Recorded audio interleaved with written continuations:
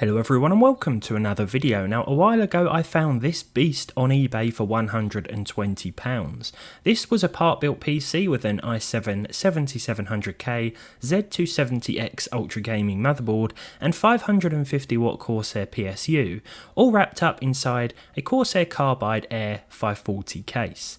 The case must be at least 10 years old, but it's still just about recent enough to feature USB 3 ports and SSD expansion bays.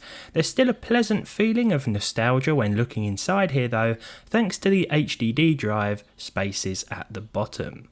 Disassembly is pretty straightforward and it didn't take long before I had most of the parts and panels cleaned up. I do always intend to resell everything I buy for these videos, but when something like this comes along I just can't bring myself to complete the eBay listing. Now there's nowhere to go in terms of an upgrade path with the included motherboard, so it may not make a lot of sense building a 7th gen i7 machine these days, but I've really wanted to for a while, considering I couldn't really afford the chip when it came out. Thankfully there wasn't much I needed to do to get this system gaming ready once again. The included cooler atop the 7700K is a little bit noisy, but I found I could push the CPU to 4.8 GHz without things getting too warm, so I kept this bundle as it is. I just gave it a quick clean with a soft brush and renewed the thermal paste, because who knows how long it had been under here. I also added 16GB of Corsair Vengeance DDR4 I won in an eBay auction, as well as a 1TB 2.5 inch Crucial SSD.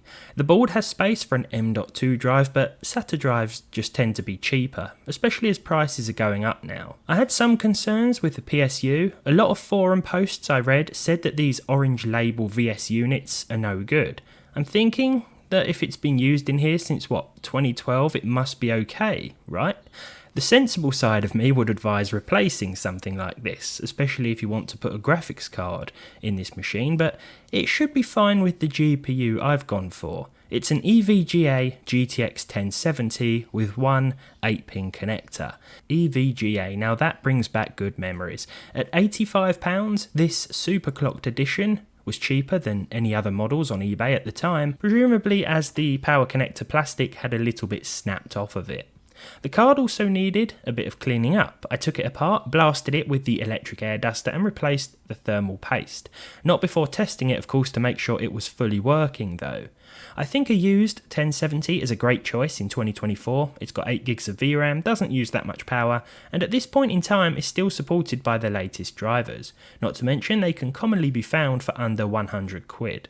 All in all, I spent £262, maybe not the best value build I've ever put together, but at least I've given this old gaming machine a new lease of life. By this point, Harry had gone about 57 minutes without a walk, so he was full of energy once again, and hatred towards the pigeons.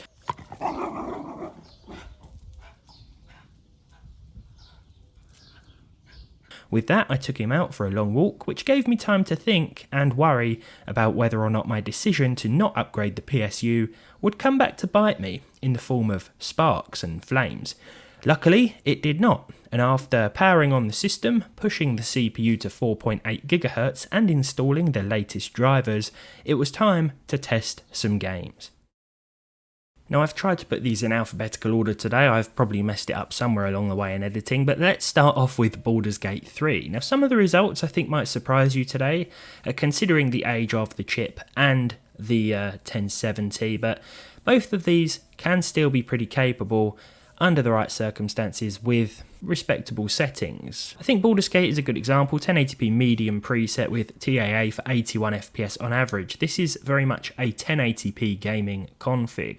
The percentile lows were okay with a few dips and drops as I'd normally expect in and around the city. Now Cyberpunk 2077 I feel definitely benefited from the CPU overclock. Last time I tested this I think it was with a 3050. We saw a few more stutters, so I think the little boost in clock speed here definitely helped out. Now this being a 4-core 8-thread chip, there are going to be some problems, but I think overall this was okay. I mean, at the low preset, which sticks a few things on medium and 100% rest scale, so no FSR to speak of here, we saw 65 frames per second with 1% low of 44 and a 0.1% low of 37, so it was fairly consistent and better than I was anticipating.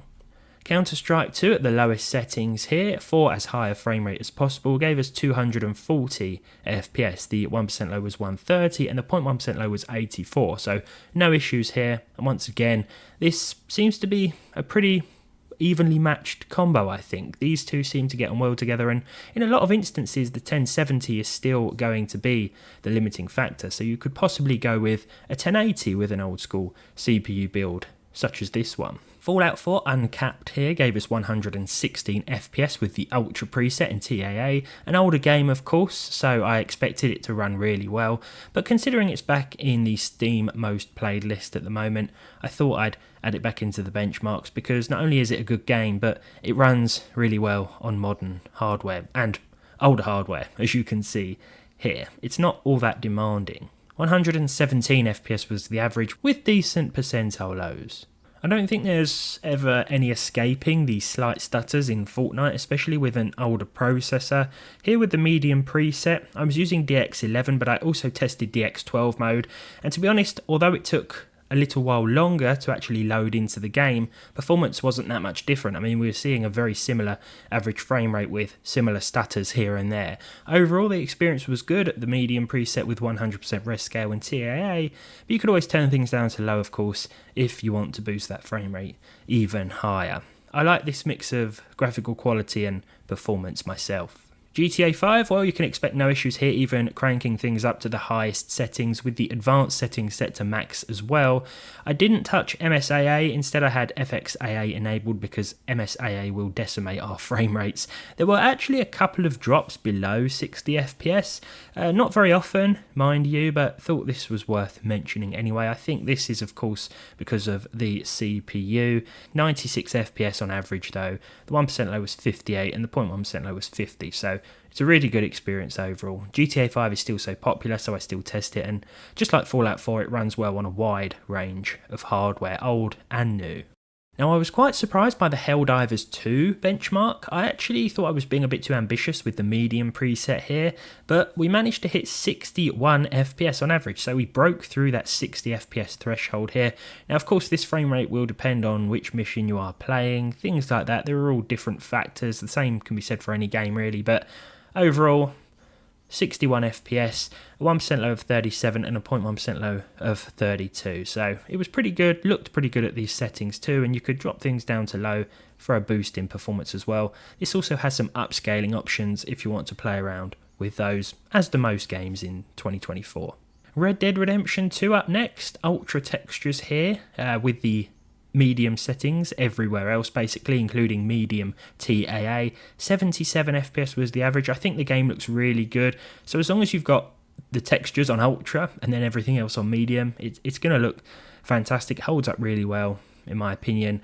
The percentile lows were also pretty good in and around busy towns and cities, so not too much to worry about in terms of consistency despite the 4-core and 8-thread CPU. I wanted to end on Starfield because I was expecting trouble. I honestly think that 38 FPS wasn't too bad, especially at 100% res scale, so 1920 by 1080 here, no tricks. The 1% low was 29 and the 0.1% low was 22, so there we are. Not perfect by any means, it's Starfield on PC. I mean, of course, it's still got a long way to go in terms of performance, but there we go. The i7 7700K and 1070 in 2024 was a pretty decent combo, and I'm just glad I've brought this PC back to life in a way and given it a new lease of gaming life. I'm going to be keeping this case, that's for sure. The Corsair Carbide 540 is an amazing case. I mean, it's spacious, a pleasure to build in, a screwless design as well in a lot of places, so you can just slide your drives in and out. I decided to keep the DVD drive. I might not even keep it plugged in, I just like it there. It just reminds me of my older gaming PC building days when there was always a drive included. But there we are. Thanks for watching. Let me know what you think down below in the comments section, of course. And hopefully I'll see you all next time.